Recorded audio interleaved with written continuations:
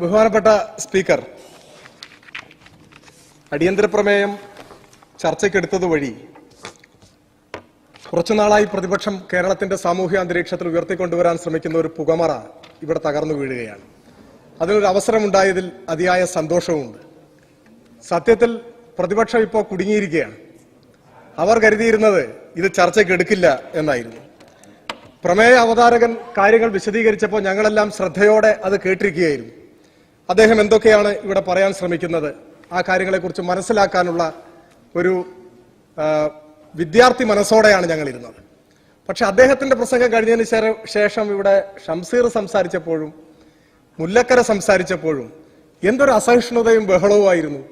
നിങ്ങളുടെ ഉദ്ദേശം ഇത് ചർച്ച ചെയ്യപ്പെടുക എന്നതല്ല, കാര്യങ്ങളിൽ വ്യക്തത വരുത്തുക എന്നതല്ല, ആരോപണത്തിന്റെയും സംശയത്തിന്റെയും പുകമറ സൃഷ്ടിച്ചുകൊണ്ട് കേരളത്തെ പുറകിലേക്ക് നയിക്കുക എന്ന ദുഷ്ടലാക്കാണ് നിങ്ങൾക്കുള്ളത് എന്ന് തുടക്കത്തിലെ തന്നെ വ്യക്തമാണ്.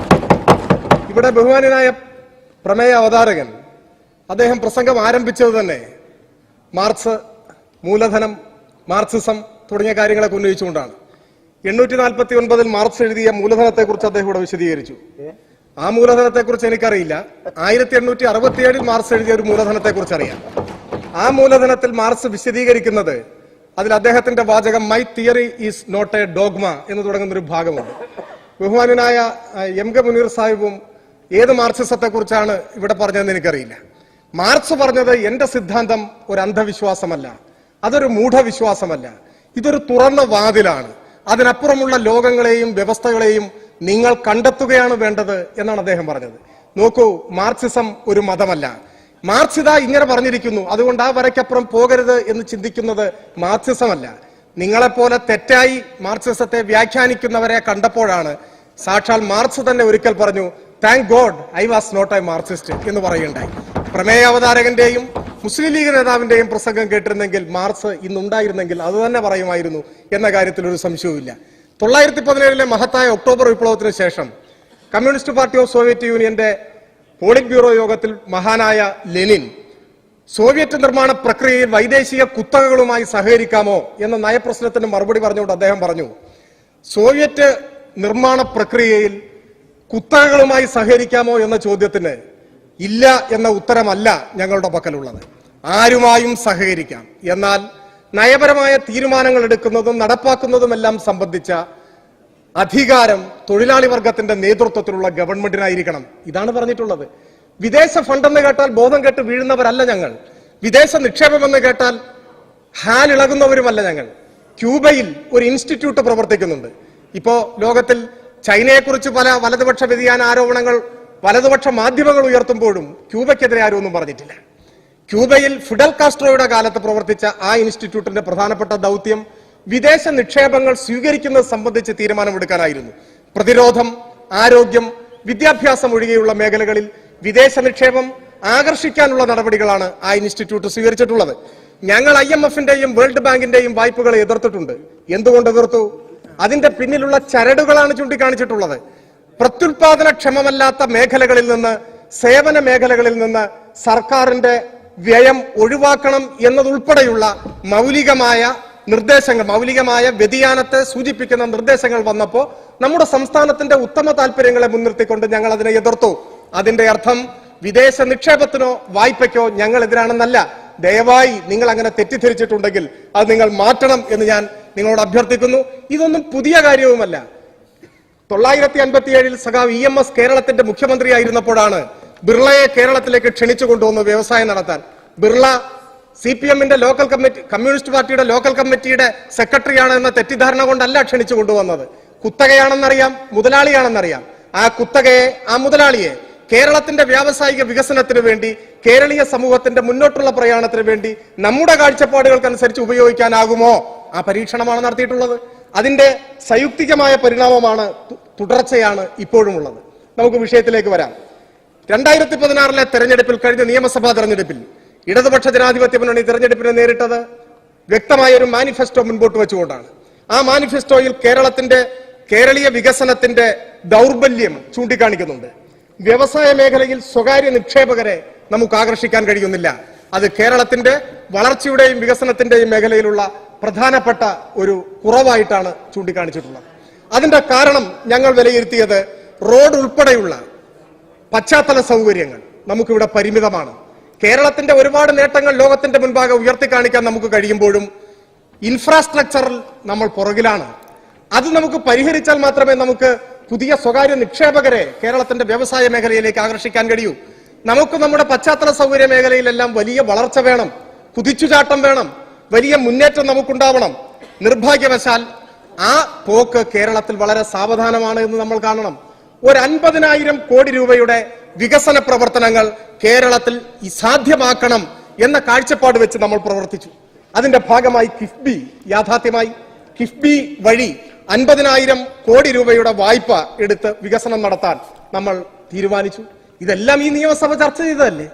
കിഫ്ബി എന്നത് ഞങ്ങൾ മാത്രം നൂതനമായി കൊണ്ടുവന്ന ഒരു ആശയമൊന്നുമല്ലല്ലോ. അതിന്റെ ഭൂതകാലത്തെക്കുറിച്ച് ഞാൻ നിങ്ങളെ ഓർമ്മിപ്പിക്കേണ്ടതില്ലല്ലോ. സർക്കാരിന് വായ്പ എടുക്കാൻ പരിധിയുണ്ട് എന്ന് നമുക്കറിയാം. ആ പരിധി എങ്ങനെ വന്നു എന്നും നമുക്കറിയാം. അതിനെക്കുറിച്ചൊന്നും കൂടുതൽ ഓർമ്മിപ്പിക്കുന്നില്ല. ഈ കിഫ്ബിയെ സംബന്ധിച്ചുള്ള തീരുമാനമെടുത്തപ്പോ, ഈ ദിശയിൽ നാം മുൻപോട്ട് പോകുമെന്ന് പ്രഖ്യാപിച്ചപ്പോ എന്തെല്ലാം പരിഹാസങ്ങളായിരുന്നു. ഒന്നും നടക്കില്ല. ഈ സഭയിൽ ആക്ഷേപിച്ചു നിങ്ങൾ. ആരും നിക്ഷേപിക്കില്ല നിങ്ങൾ പറഞ്ഞു. ഇതൊരു സ്വപ്ന ബഡ്ജറ്റാണ്. നിങ്ങൾ ധനമന്ത്രിയെ ചൂണ്ടി പരിഹസിച്ചു. കിഫ്ബി ബഡ്ജറ്റ് എന്ന് നിങ്ങൾ ആക്ഷേപിച്ചു. ഇനി അഥവാ പണം കിട്ടിയാൽ നിങ്ങൾ എങ്ങനെ തിരിച്ചടയ്ക്കും നിങ്ങൾ ചോദിച്ചു. ബഹുമാനപ്പെട്ട ധനമന്ത്രി വിശദമായി ഈ സഭയിൽ പറഞ്ഞു. പെട്രോൾ സെസ്, 1 ലിറ്റർ പെട്രോളിന് 1 രൂപ സെസ്, മോട്ടോർ വാഹന നികുതിയുടെ പകുതി, അതിന്റെ വിശദമായ കണക്കുകൾ അവതരിപ്പിച്ചു. നാം എടുക്കുന്ന പണം പലിശ സഹിതം തിരിച്ചടയ്ക്കാൻ നമുക്ക് സാധിക്കും. ആത്മവിശ്വാസത്തോടെ നാം മുൻപോട്ട് പോകണം. 50,000 കോടി രൂപയുടെ വികസന പ്രവർത്തനങ്ങൾ കേരളത്തിന്റെ മണ്ണിലുണ്ടായാൽ കേരളത്തിന്റെ മുഖച്ഛായ മാറും എന്ന് നമ്മൾ പറഞ്ഞു. ഒന്നും നടക്കില്ലെന്ന് ആക്ഷേപിച്ചവർക്ക് ഇപ്പൊ കാര്യം പന്തിയല്ല എന്ന് മനസ്സിലായി. 536 പദ്ധതികൾക്ക് കിഫ്ബി അംഗീകാരം കൊടുത്തു. 318 എണ്ണം ടെൻഡർ ചെയ്തു. 228 പ്രവൃത്തികൾ തുടങ്ങി. ഞാൻ അനുഭവസ്ഥനാണ്. എന്റെ നിയമസഭാ നിയോജക മണ്ഡലത്തിൽ ദേശീയപാതയിലൂടെ യാത്ര ചെയ്യുമ്പോൾ നിങ്ങളും കണ്ടിട്ടുണ്ടാവും കുണ്ടന്നൂരിൽ ഫ്ലൈ ഓവർ 40% പണി കഴിഞ്ഞു. ഉടൻ പൂർത്തീകരിക്കാൻ പോകുന്നു ഫ്ലൈ ഓവറിന്റെ പണി. 100 കോടിക്കടുത്താണ് ചെലവ്. എന്റെ നിയോജക മണ്ഡലത്തിൽ കുമ്പളം തേവര പാലം ടെൻഡർ ചെയ്യാൻ പോകുന്നു. എല്ലാ നടപടിക്രമവും പൂർത്തീകരിച്ചു. 100 കോടിയാണ് ചെലവ്. നിങ്ങൾ അറിയുമോ, തൃപ്പൂണിത്തുറയുടെ മുഖച്ഛായ മാറ്റാൻ കഴിയുന്ന റോഡ് നവീകരണ പ്രവൃത്തിയായിരുന്നു വൈക്കം റോഡ്. വൈക്കം റോഡ് പദ്ധതി അംഗീകരിക്കപ്പെടുന്നത് 1991-ലാണ്. ഞാൻ അന്ന് 6ാം ക്ലാസ് വിദ്യാർത്ഥിയാണ്. 6ാം ക്ലാസ്സിൽ പഠിക്കുമ്പോൾ, ഞാൻ 6ൽ പഠിക്കുന്ന സമയത്ത് തൃപ്പൂണിത്തുറയുടെ വികസനത്തിന് വേണ്ടി വിഭാവനം ചെയ്ത ആ പദ്ധതി ഇന്നുവരെ യാഥാർത്ഥ്യമായില്ല. അതാണ് കേരളത്തിന്റെ പ്രശ്നം. നാം മുൻപോട്ട് വെക്കുന്ന പദ്ധതികൾ നടപ്പിലാക്കാൻ നമുക്ക് കഴിയാതെ പോകുന്നു. നമുക്ക് പണമില്ല. ഇപ്പൊ ഇതാ കിഫ്ബി അത് അംഗീകരിച്ചു. 300 കോടി രൂപ അതിനുവേണ്ടി അനുവദിച്ചു. ആ റോഡിന്റെ ഇരു സൈഡിലും ഏറ്റെടുക്കേണ്ട സ്ഥലം അളന്നു തിരിച്ചു. അതിർത്തി കല്ലുകൾ സ്ഥാപിച്ചു കഴിഞ്ഞു. ഇത് എന്റെ അനുഭവത്തിൽ നിന്ന് ഞാൻ പറഞ്ഞതാണ്. ബഹുമാന്യനായ പ്രമേയ അവതാരകന്റെ അനുഭവത്തിലുള്ള കാര്യം അദ്ദേഹവും അറിയാതെ സൂചിപ്പിച്ചു പോയി. എന്റെ മണ്ഡലത്തിലും അദ്ദേഹത്തിന്റെ മണ്ഡലത്തിലും ഹിൽ ഹൈവേ ഇതാ പണി തുടങ്ങാൻ പോവുകയാണെന്ന്. ബഹുമാന്യനായ മെമ്പറെ, ഇതുതന്നെയാണ് കിഫ്ബിയുടെ നേട്ടം. കേരളം മാറുകയാണ്. മലയോര ഹൈവേ വരുന്നു, തീരദേശ ഹൈവേ വരുന്നു, നമ്മുടെ ക്ലാസ് മുറികൾ ഹൈടെക്കായി മാറുന്നു. 98% കേരളത്തിലെ പൊതുവിദ്യാലയങ്ങളിലെ ക്ലാസ് മുറികൾ ഹൈടെക്കായി മാറി. പാവപ്പെട്ടവന്റെ കുട്ടികൾ കമ്പ്യൂട്ടർ കാണുന്നു, പ്രൊജക്ടറിന്റെ സഹായത്തോടു കൂടി പഠിക്കുന്നു, ഡിജിറ്റൽ സ്ക്രീൻ കാണുന്നു. നിങ്ങൾക്ക് ഇഷ്ടപ്പെടില്ല. കേരളം മാറുകയാണ്. ഇതാണ് നിങ്ങളെ അലോസരപ്പെടുത്തുന്നത്. കേരളം ഇങ്ങനെ മാറിക്കഴിഞ്ഞാൽ എന്താകും സാഹചര്യമെന്ന ആശങ്കയാണ് നിങ്ങളുടെ മുൻപാകെയുള്ളത്. ഇതിന്റെ എല്ലാം എഴുന്നേറ്റെന്ന് ചോദിക്കാണ് ഞാൻ ഇരിക്കാം. എഴുന്നേറ്റെന്ന് ചോദിച്ചാൽ ഞാൻ ഇരിക്കാം. അപ്പൊ വെറുതെ ഒച്ച ഉണ്ടാക്കിയാൽ മതി. ശരി, ഞാനിവിടെ സൂചിപ്പിച്ചത് ലണ്ടൻ സ്റ്റോക്ക് എക്സ്ചേഞ്ചിൽ കേരളത്തിന്റെ ബഹുമാന്യനായ മുഖ്യമന്ത്രി ചെല്ലുന്നു. എന്താ ഇവിടെ പറഞ്ഞത്? എന്തൊക്കെ ആക്ഷേപങ്ങളാണ് നിങ്ങൾ കൊണ്ടുവന്നത്? നോക്കൂ, കേരളത്തിലെ എന്നല്ല ഇന്ത്യൻ സംസ്ഥാനത്തെ ഒരു മുഖ്യമന്ത്രിക്കും ഇതുവരെ ലഭിക്കാത്ത ഒരാദരവും സ്വീകാര്യതയുമാണ് അവിടെ കിട്ടിയത്. അതിനെ ആക്ഷേപിച്ചുകൊണ്ട് ബഹുമാന്യനായ മുസ്ലിം ലീഗിന്റെ നേതാവ് ഇവിടെ പറഞ്ഞു മറ്റാർക്കും ഇങ്ങനെ ഒരു ആവശ്യം വന്നില്ല എന്നൊക്കെ. നമ്മളൊക്കെ രാഷ്ട്രീയ പ്രവർത്തകരാണ്, പക്ഷെ പറയുന്നതിനൊക്കെ ഒരു പരിധി വേണ്ടേ? ഞാൻ അങ്ങയുടെ ശ്രദ്ധയിലേക്ക് കൊണ്ടുവരുന്നു. ആന്ധ്രാപ്രദേശിന്റെ തലസ്ഥാന നഗരി വികസിപ്പിക്കാൻ ആന്ധ്രാപ്രദേശ് ഗവൺമെന്റ് ഇപ്പോൾ കടപ്പത്രം പുറത്തിറക്കിയിട്ടുണ്ട്. എത്രയാണ് പലിശ നിരക്കെന്ന് അറിയോ മുസ്ലിം ലീഗിന്റെ നേതാവിന്? 10.5%. മനസ്സിലായിട്ടുണ്ടോ? ഈ യാഥാർത്ഥ്യം നമ്മുടെ മുമ്പിൽ നിൽക്കുകയാണ്. ലണ്ടൻ സ്റ്റോക്ക് എക്സ്ചേഞ്ചിലേക്ക് പോകാൻ ആഗ്രഹമില്ലാത്തത് കൊണ്ടല്ല, ലണ്ടൻ സ്റ്റോക്ക് എക്സ്ചേഞ്ചിലേക്ക് പോകാൻ കഴിയും വിധം കുറ്റമറ്റ രീതിയിലുള്ള ഒരു പദ്ധതി ആവിഷ്കരിച്ച് കൊണ്ടുവരാൻ മറ്റ് സ്റ്റേറ്റുകൾക്ക് കഴിഞ്ഞിട്ടില്ല. ഞാൻ അങ്ങയുടെ ശ്രദ്ധയിലേക്ക് ഒരു കാര്യം ഈ സ്റ്റോക്ക് എക്സ്ചേഞ്ചുകളെ കുറിച്ച് മാർക്സിസം പറഞ്ഞിട്ടുള്ളത് എന്താന്നുള്ളത് അറിയാവോ? ഞാൻ ഈ പറഞ്ഞ കാര്യം പൂർത്തീകരിക്കുന്നതിന്റെ കൂട്ടത്തിൽ അങ്ങയുടെ മറുപടിയും ഞാൻ പറഞ്ഞോളാം. അങ്ങയുടെ ഉദ്ദേശം മറുപടി അല്ലാന്ന് എനിക്ക് മനസ്സിലായതുകൊണ്ടാണ് ഞാൻ അങ്ങയുടെ ശ്രദ്ധയിൽ കൊണ്ടുവരാൻ ആഗ്രഹിക്കുന്നത്. കേരളത്തിന്റെ ബഹുമാന്യനായ മുഖ്യമന്ത്രി ലണ്ടൻ സ്റ്റോക്ക് എക്സ്ചേഞ്ചിൽ അവിടെ പരിപാടിയിൽ പങ്കെടുക്കുന്ന സമയത്ത് മലയാളത്തിലെ പ്രമുഖമായ ഒരു ടെലിവിഷൻ ചാനൽ, മാതൃഭൂമി ടെലിവിഷൻ ചാനലിന്റെ അടിയിൽ എഴുതി കാണിച്ചൊരു വാർത്ത, ഒരു സ്ക്രോൾ പോലെ എഴുതി കാണിക്കുന്നതിൽ ഒരു പ്രയോഗം അവർക്ക് പെശക് പറ്റിയതാണ്. അങ്ങ് ശ്രദ്ധിച്ചിട്ടുണ്ടോ എന്ന് എനിക്കറിയില്ല.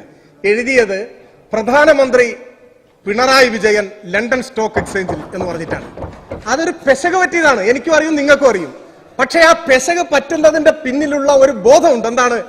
ലണ്ടൻ സ്റ്റോക്ക് എക്സ്ചേഞ്ച് പോലെയുള്ള ഒരിടത്ത് ഇത്തരമൊരു ചടങ്ങിൽ ഒരു മുഖ്യമന്ത്രി വരാൻ ഇടയില്ല എന്നും അങ്ങനെ വരുന്നുണ്ടെങ്കിൽ അത് പ്രധാനമന്ത്രിയോ കേന്ദ്രമന്ത്രിയോ ഒക്കെ ആയിരിക്കുമെന്നുള്ള ഒരു ബോധം ആ വാർത്ത തയ്യാറാക്കിയ ആളെ സ്വാധീനിച്ചിട്ടുണ്ടാവും എന്ന് നിങ്ങൾ കരുതണം.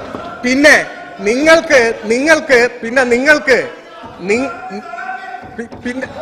നിങ്ങൾക്ക് കുറച്ച് പ്രയാസം ഉണ്ടാവും. കാരണം കേരളത്തിന്റെ മുഖ്യമന്ത്രി അവിടെ പോയി അവിടെ ചടങ്ങിൽ പങ്കെടുത്തു, വല്ലാത്ത പ്രയാസം.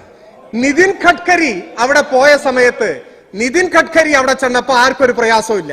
ഞങ്ങളുടെ ഗഡ്കരി പോയാൽ ഞങ്ങൾക്ക് സന്തോഷം, നിങ്ങളെ പിണറായി പോയാൽ ഞങ്ങൾക്ക് പ്രയാസം. ഇതിന്റെ പേരാണ് സർ കുശുമ്പ്, ഇതിന്റെ പേരാണ് അസൂയ. കേരളം വളരുകയാണ്. കേരളത്തിന്റെ മുഖ്യമന്ത്രിക്ക് നല്ല ആദരവ് ലഭിക്കുന്നുണ്ട്. അദ്ദേഹം അന്താരാഷ്ട്ര വേദികളിൽ കേരളത്തിന്റെ യശസ് ഉയർത്തിപ്പിടിക്കുന്നുണ്ട്. അത് നിങ്ങൾക്ക് സഹിക്കുന്നില്ല. എന്തെല്ലാം സംശയങ്ങളുടെ പുകമറ സൃഷ്ടിക്കാനാണ് ശ്രമിച്ചത്.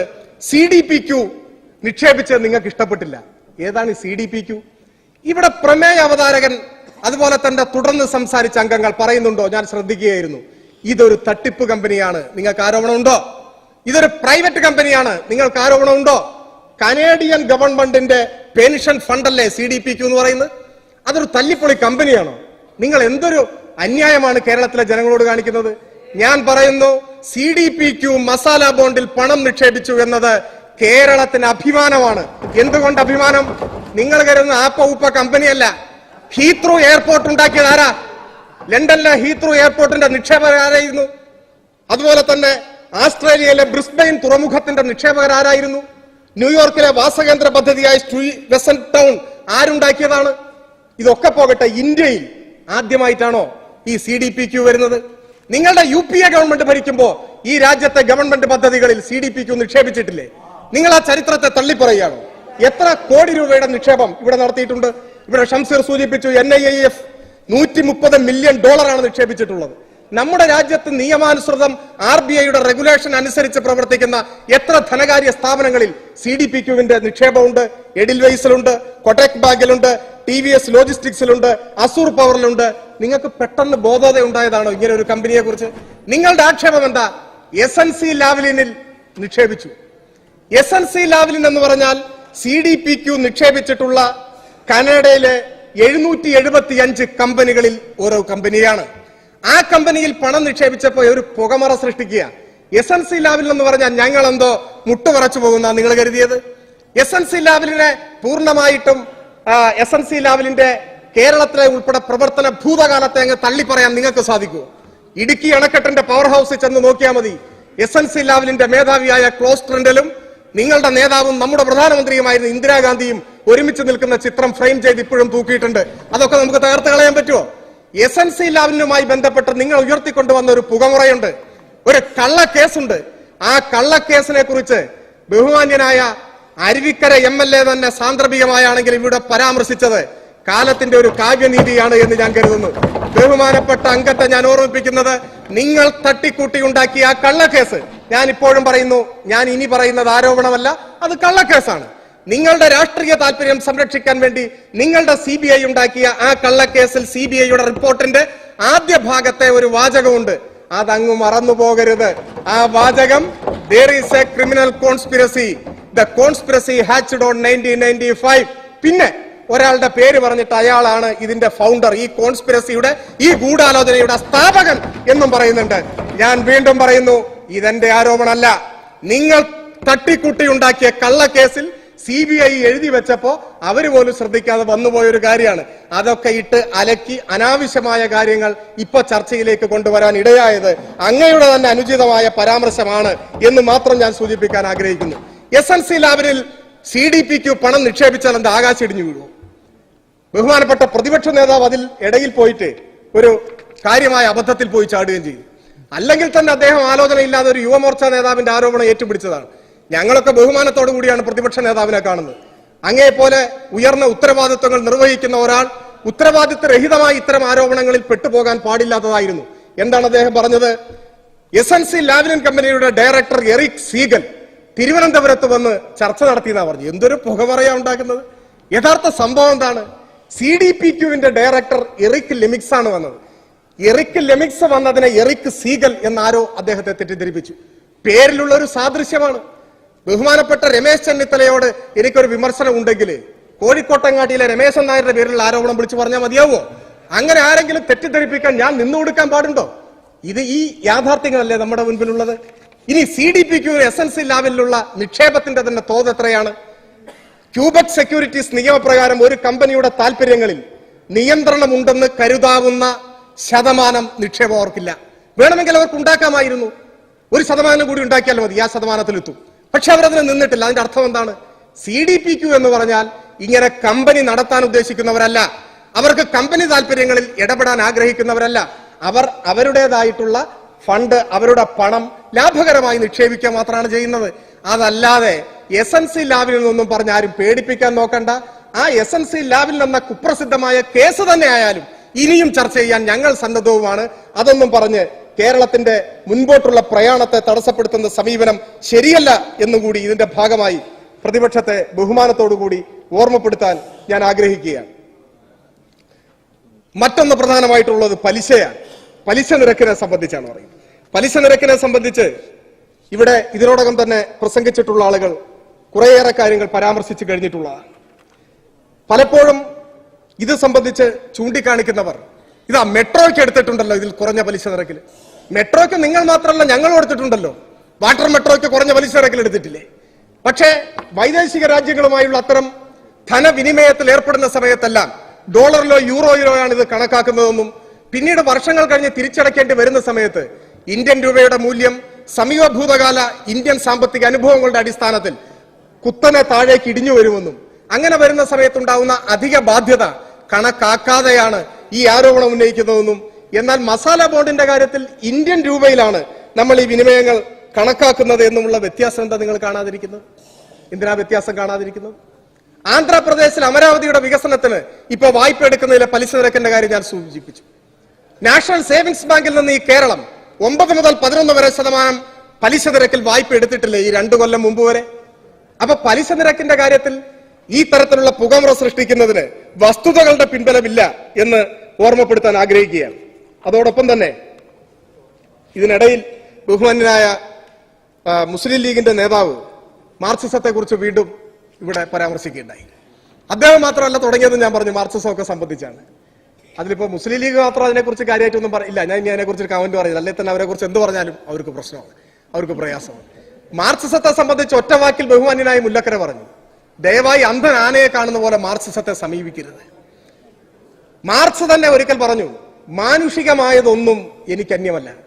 സാമൂഹ്യ വികാസത്തിന്റെ സാമൂഹ്യ വളർച്ചയ്ക്ക് വേണ്ടി തൊഴിലാളി വർഗത്തിന്റെ നേതൃത്വത്തിൽ എല്ലാ സാധ്യതകളെയും പ്രയോജനപ്പെടുത്തുക എന്ന നിലയിലാണ് ആദ്യന്തം ലോകരാജ്യങ്ങളിലാകെ ഇടതുപക്ഷ സ്വഭാവമുള്ള ഗവൺമെന്റുകൾ മുന്നോട്ട് പോയിട്ടുള്ളത്. അതിൽ പോരായ്മകൾ സംഭവിച്ചിട്ടുണ്ടാവാം, മുന്നോട്ട് പോയിട്ടുണ്ടാവാം, ഒക്കെ ഉണ്ടാവാം. അത് നമ്മുടെ മുൻപിലുണ്ട്. ഞങ്ങൾ അന്ധവിശ്വാസികളല്ല, ഞങ്ങളൊരു മതത്തെ പോലെ മാർക്സിസത്തെ കാണുന്നവരുമല്ല. മാർക്സ് തന്നെ പരാമർശിച്ച കാര്യം ഞാൻ തുടക്കത്തിൽ പറഞ്ഞത് ലീഗ് നേതാവ് ശ്രദ്ധിക്കാത്തതാണെന്ന് തോന്നുന്നു. മാർക്സ് പറഞ്ഞത് my theory is not a dogma എന്നാണ്.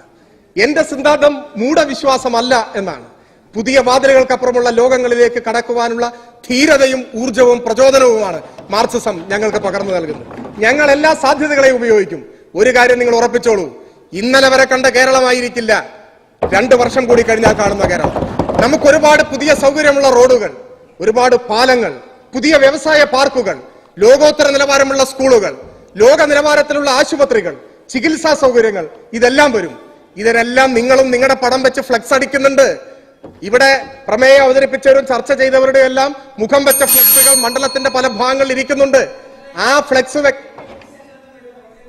അല്ല എന്തിനാണ് ബഹുമാന്യനായ ഞാൻ അവസാനിപ്പിക്കുകയാണ് ബഹുമാനപ്പെട്ട സ്പീക്കർ. ബഹുമാന്യനായ മുസ്ലിം അല്ല, ഞാൻ ഇരിക്കാം. അങ്ങേ പോലെ ഒരാൾ എഴുന്നേറ്റുന്ന ഞാൻ ഇരിക്കുമല്ലോ. അങ്ങേ പോലെ ബഹുമാന്യനായ മുതിർന്ന ഒരു നേതാവ് ഇങ്ങനെ അസഹിഷ്ണുനാകാൻ പാടില്ല. അങ്ങ് എന്നോട് എന്താണ് പറഞ്ഞത്? AKG സെന്ററിൽ നിന്നുള്ള പൈസയാണോ എന്ന്? AKG സെന്ററിൽ നിന്ന് നിങ്ങൾക്ക് ദാനം തന്ന പൈസയാണെന്ന് ഞാൻ പറഞ്ഞിട്ടില്ലല്ലോ. ഞാൻ അങ്ങനെ പറഞ്ഞിട്ടില്ലല്ലോ. ഞാൻ എന്താണ് പറഞ്ഞത്? ഞാൻ പറഞ്ഞത് രാഷ്ട്രീയ വിമർശനമല്ലേ? നമ്മുടെ വികസന കാലാകാലങ്ങളിൽ നമ്മൾ നോക്കിക്കഴിഞ്ഞാൽ ഒരു ഗവൺമെന്റ് എല്ലാ MLA മാർക്കും കൊടുക്കുന്ന ഫണ്ട്, ആ ഫണ്ടിന് അനുസരിച്ച് അതാത് മണ്ഡലങ്ങളിൽ അവരും കൂടി ബുദ്ധിമുട്ടിയിട്ടാണ് ആ പ്രോജക്റ്റ് അവിടെ കൊണ്ടുവരുന്നത്. അല്ലാതെ ഇവിടുന്ന് നിങ്ങൾക്ക് ഈ പ്രോജക്റ്റ് നിങ്ങൾക്ക് തന്നു എന്നല്ല, ഇവിടെ വന്ന് അതിന്റെ പിന്നാലെ കടലാസിന്റെ പിന്നാലെ നടന്നിട്ട് കിട്ടുന്ന പ്രോജക്റ്റ്. ആ പ്രോജക്റ്റ് ഒരു MLA-യുടെ കൂടെ അധ്വാനത്തിന്റെ ഫലമായി ഉണ്ടാവുന്നതാണ്. പോലെ ഞാൻ ഈ മടങ്ങിയതുകൊണ്ടാണ് അങ്ങേ പോലെ ബഹുമാന്യനായ ഒരു നേതാവ്, ഒരു മുതിർന്ന ആൾ ഇങ്ങനെ അസഹിഷ്ണുതയിൽ പതറിപ്പോകുമെന്ന് ഞാൻ കരുതിയതേയില്ല. എന്റെ വിമർശനം എന്തായിരുന്നു? അങ്ങ് ചൂണ്ടിക്കാണിച്ചതിലും വസ്തുതാപരമായ പിശകുണ്ട്. അങ്ങ് പറഞ്ഞതുകൊണ്ട് മാത്രം ഞാൻ അതുകൂടി സൂചിപ്പിക്കുകയാണ്.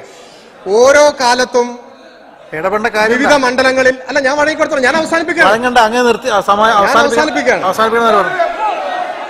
നിങ്ങൾ ചോദ്യം ചോദിക്കുക. ഞാൻ പറഞ്ഞ് അവസാനിപ്പിക്കുകയാണ്. ഞാൻ തുടക്കം മുതൽ സ്വീകരിച്ചിട്ടുള്ള സമീപനം ഏത് പ്രതിപക്ഷ അംഗം എന്നോട് വഴങ്ങുന്നോ എന്ന് ചോദിച്ചാലും ഞാൻ ഇടയ്ക്കിടയ്ക്ക് എന്നെ ഭീഷണിപ്പെടുത്തണം കേട്ടോ. അത് വേണ്ട. എന്താ എല്ലാവരും ഒരു പരിധിയുണ്ട്. ഡോക്ടർ മുനീർ എഴുന്നേറ്റ് അദ്ദേഹം ആവശ്യപ്പെട്ടപ്പോഴല്ലേ? പ്രതിപക്ഷ ഉപനേതാവാണ്.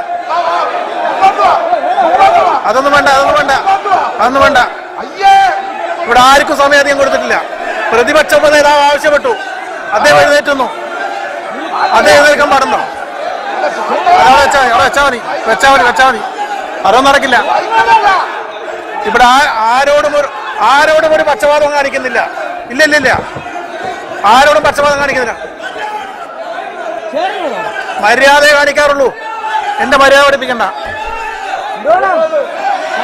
എഴുന്നേറ്റെന്ന് ചോദിച്ചോ?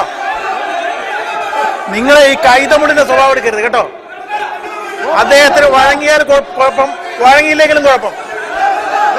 ഉപനേതാവാണ് പറയുന്നത്. അങ്ങ് കൺക്ലൂഡ് ചെയ്യുന്നുണ്ടോ? സംസാരിക്കാമോ? അങ്ങ് അവസാനിച്ചോളൂ. ഞാൻ പറഞ്ഞ് അവസാനിപ്പിക്കുകയാണ്. ഞാൻ കൂടുതൽ സമയമെടുക്കാനോ ഞാൻ പ്രകോപനം സൃഷ്ടിക്കാനോ ഉദ്ദേശിക്കുന്നില്ല. ഞാൻ പ്രതിപക്ഷാംഗങ്ങളെ പ്രകോപനം സൃഷ്ടിച്ചിട്ടില്ല. ഞാൻ കൂടുതൽ സമയമെടുക്കാൻ താല്പര്യപ്പെടുന്നുമില്ല. മുൻകാലങ്ങളിലുള്ള എന്റെ നിയമസഭാ പ്രസംഗങ്ങൾ നോക്കിയാൽ അറിയാം, കൃത്യസമയത്ത് നിർത്തുന്ന ആളാണ് ഞാൻ. ഈ പ്രസംഗം ആരംഭിച്ചത് മുതൽ ഞാൻ പറഞ്ഞിട്ടുണ്ട്, ആര് ചോദിച്ചാലും ഞാൻ വഴങ്ങും. ഏത് പ്രതിപക്ഷാംഗം ചോദിച്ചാലും വഴങ്ങുമെന്നാണ് ഞാൻ പറഞ്ഞത്. പ്രതിപക്ഷ ഉപനേതാവ് ചോദിച്ചു, ഞാൻ വഴങ്ങിയതാണ്. അതിന് മറുപടി പറഞ്ഞുകൊണ്ട് ഞാൻ കൺക്ലൂഡ് ചെയ്യുന്നു, ഞാൻ അവസാനിപ്പിക്കുന്നു. അദ്ദേഹം ചോദിച്ചതുകൊണ്ട് മാത്രം ഞാൻ പറയുന്നത്, അങ്ങ് സൂചിപ്പിച്ചതിൽ വസ്തുതാപരമായ പിശകുമുണ്ട്. മുൻകാലങ്ങളിലെല്ലാം വിവിധ മണ്ഡലങ്ങളിൽ MLA-മാരുടെ ഫണ്ട് അനുവദിക്കുന്ന പോലെയല്ല ഇവിടെ അനുവദിച്ചിട്ടുള്ളത്. മുൻകാലങ്ങളിലെ തോതുമല്ല. മുൻകാലങ്ങളിൽ എല്ലായിടത്തും ഒരുപോലെയുമായിരുന്നില്ല. ഉച്ച നീചത്വം ഉണ്ടായിരുന്നു. കഴിഞ്ഞ ഗവൺമെന്റിന്റെ കാലത്ത് പ്രതിപക്ഷങ്ങളുടെ മണ്ഡലങ്ങളിൽ ഫണ്ട് അനുവദിച്ചിരുന്നില്ല എന്നുകൂടി അങ്ങേ സൂചിപ്പിക്കുന്നു. ഇവിടെ ഞാൻ പറഞ്ഞത് കിഫ്ബി വഴിയുള്ള പദ്ധതികൾ വഴി അതത് മണ്ഡലങ്ങളിലെ വികസന പ്രവർത്തനത്തെ മണ്ഡലത്തിൽ ആഘോഷിക്കുന്നവർ കിഫ്ബിയെ എതിർക്കുന്നു. ആ വൈരുദ്ധ്യം മാത്രമാണ് ചൂണ്ടിക്കാണിച്ചത്. അങ്ങ് ദേഷ്യപ്പെടരുത് എന്ന് മാത്രം സൂചിപ്പിച്ചുകൊണ്ട് ഞാൻ നിർത്തുന്നു.